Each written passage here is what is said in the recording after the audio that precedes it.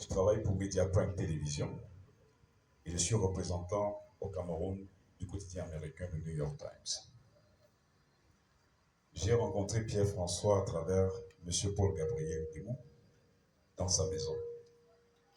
Et depuis ce jour, quand j'ai découvert qu'il était un amoureux de la musique, qu'il était un musicien, et moi-même étant un grand mélomane, et chanteur à mes temps perdus, nous avons commencé à marcher ensemble pour la musique. Pierre-François passait le plus clair de ses soirées avec sa guitare dans la voiture, ou ses guitares, parce qu'il y en avait deux.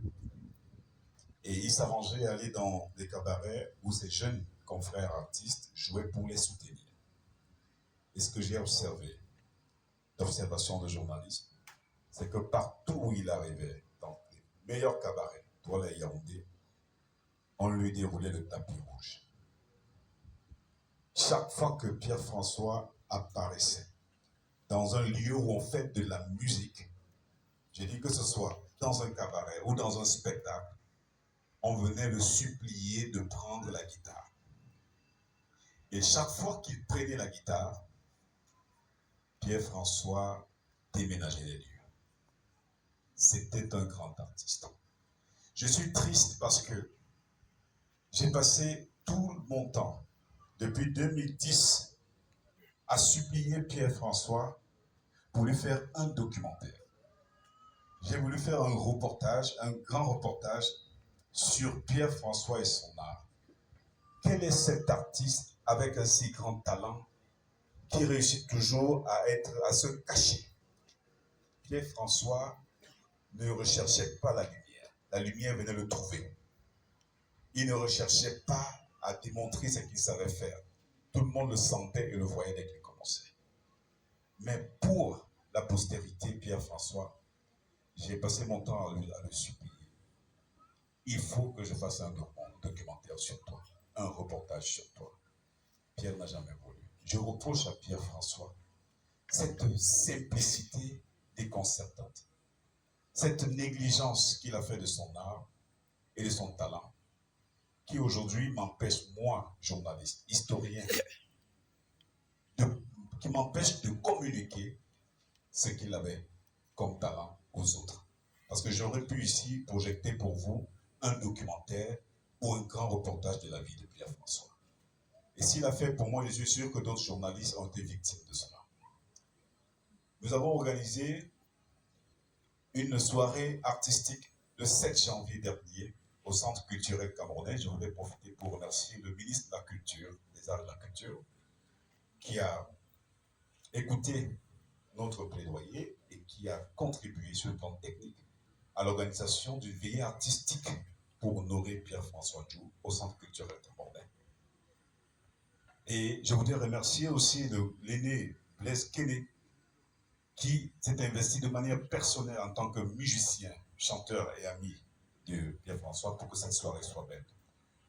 Plus d'une centaine d'artistes se sont déplacés. Mesdames, Messieurs, permettez-moi de vous faire ce témoignage. À Yaoundé, au Centre culturel camerounais, guitaristes, batteurs, saxophonistes de haut niveau et de haut vol ont trouvé le temps de venir jouer au moins une minute pour Pierre-François. Ça démontre qui était cet homme. On reconnaît un homme par les témoignages des autres et des uns.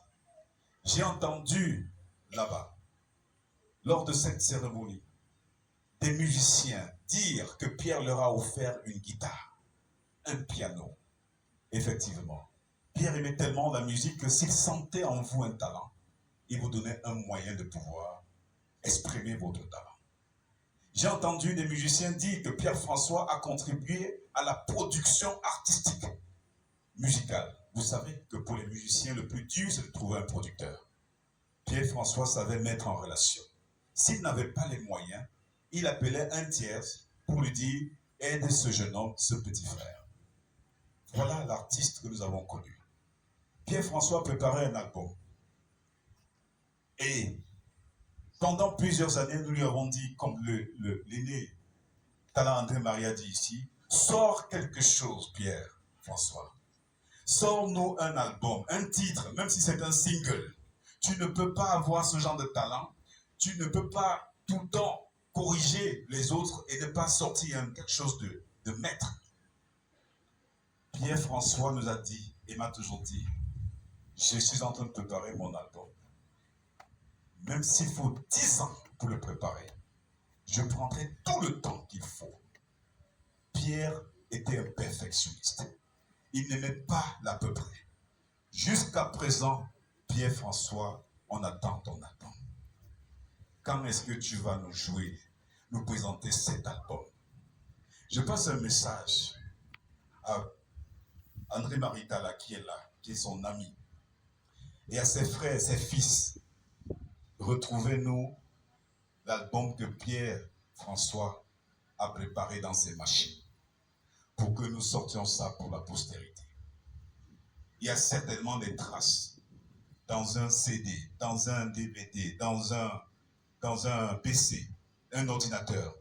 Retrouvez-nous ça. C'est votre devoir de le faire. Parce que Pierre-François ne peut pas partir sans laisser quelque chose à la postérité. Maintenant, pour finir, je voudrais ajouter que si aujourd'hui, si j'ai pu célébrer mon mariage en 2010, c'est aussi grâce à Pierre-François. Pendant qu'on était dans un cabaret, je disais à Pierre-François ma difficulté de trouver une salle qui me convient. Mais les salles qui me convenaient coûtaient extrêmement cher. J'aimais une salle de fête à Bastos qu'on appelait la tanière. On jouait de la musique. Parce que c'était une salle de spectacle, de show où on pouvait faire du live. Pierre m'a dit, tu ne peux pas reporter ton mariage pour une affaire de salle. Il m'a dit, viens. Et je l'ai suivi. Nous sommes allés chez le propriétaire de la tanière. Je vais vous dire, cette salle coûtait 1 million de francs CFA. Pierre-François a dit, ce monsieur, c'est mon petit frère. Donnez-lui cette salle au coût le moindre possible. La dame a dit, ok, comme c'est toi, prends à 800 000 francs. Pierre a dit, d'accord, il a avancé 300 000. Sur le champ, de sa poche, il a déposé 300 000 francs. Et en ce moment-là, je me suis dit, si le grand frère a déjà fait ce geste, je n'ai pas le droit de reporter mon mariage. Et si j'avais reporté mon mariage, on ne sait pas, peut-être le diable serait entré dedans et m'aurait empêché de me marier. On ne reporte pas un mariage. C'est la leçon que Pierre-François me donnait. Quand vous avez trouvé une femme, vous l'épousez et vous faites vite. Parce que les démons sont là pour toujours vouloir tirer et vous empêcher le bonheur. Merci de m'avoir écouté. Je voudrais vous dire, j'ai fait le déplacement ici comme beaucoup. Parce que Pierre-François, qui a connu Pierre-François? Je dis bien le connaître parce que beaucoup pensent le connaître, mais ils ne le connaissent pas. Je dis, si vous avez connu Pierre-François, vous ne pouvez pas ne pas lui rendre hommage. Maintenant, permettez que je invite quelqu'un d'autre qui l'a connu. C'est le représentant des Hauts, Monsieur